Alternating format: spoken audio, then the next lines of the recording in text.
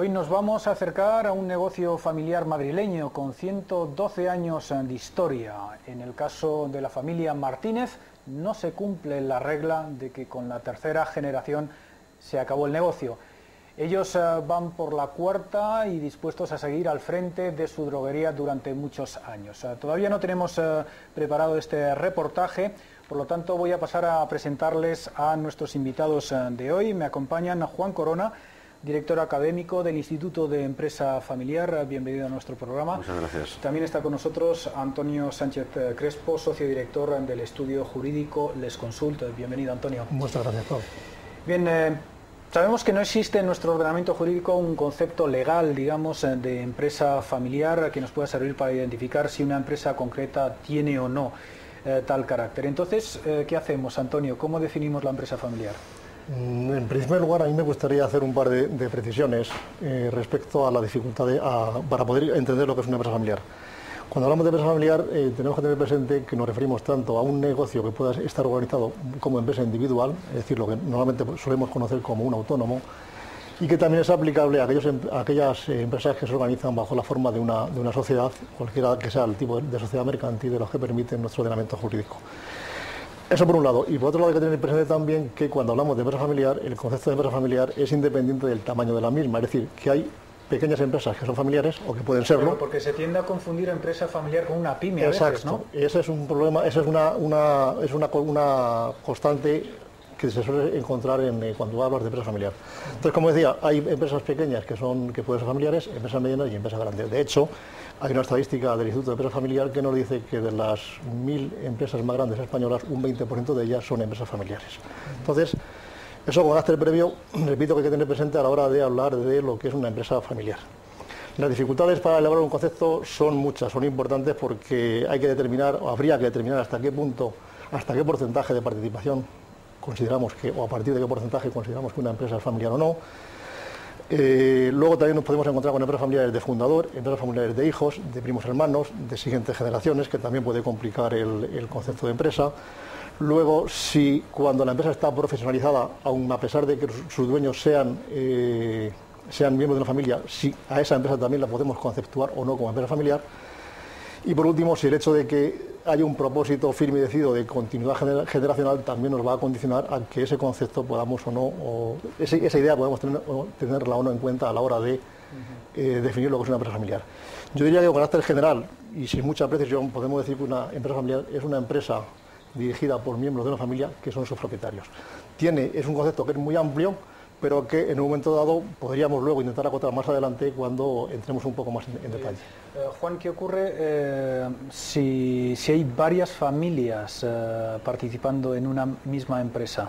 ¿Esto lo llamaríamos una empresa multifamiliar o cuál sería el concepto? Bien, la verdad es que no está muy caracterizada, efectivamente. En principio sería una empresa familiar.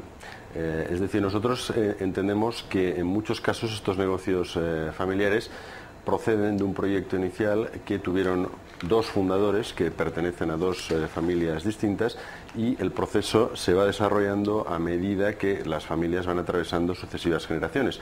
En algunos casos alguna de las familias desaparece o vende su parte a la otra. En otros casos, si tenemos ejemplos, se pueden mantener durante mucho tiempo.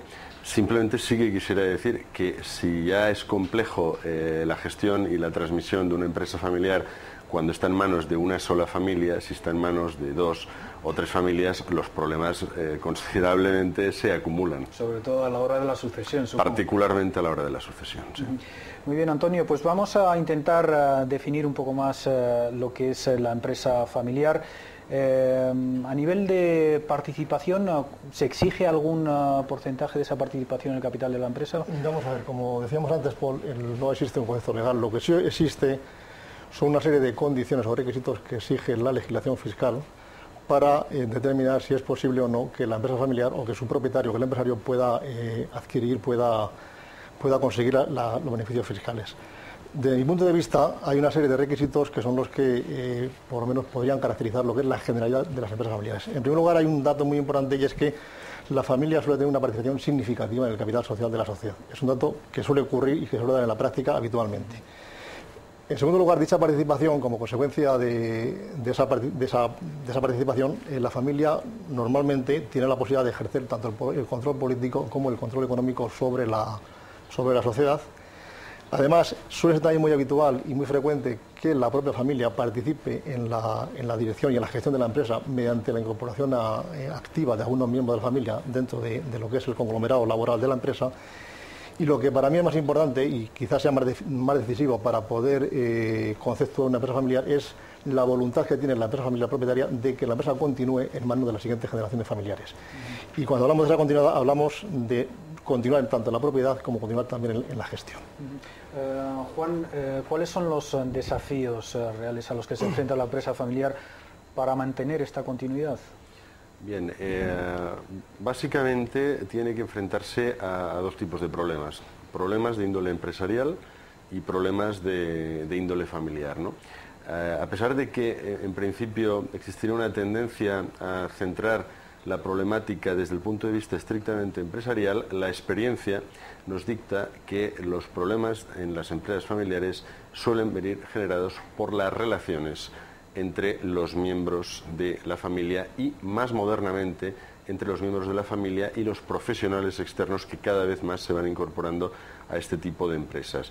Por lo tanto, hay que entender que el primer problema de una empresa familiar en sí es garantizar la armonía en el entorno familiar, que evidentemente todos estén de acuerdo en la continuidad de la empresa, en la importancia de gestionarla adecuadamente y en algunos casos incluso de hacer sacrificios personales a cambio del buen funcionamiento de la empresa, aceptando, por ejemplo, que un familiar o un no familiar más cualificado ostente, por ejemplo, el cargo de gobierno de máxima relevancia dentro de la empresa.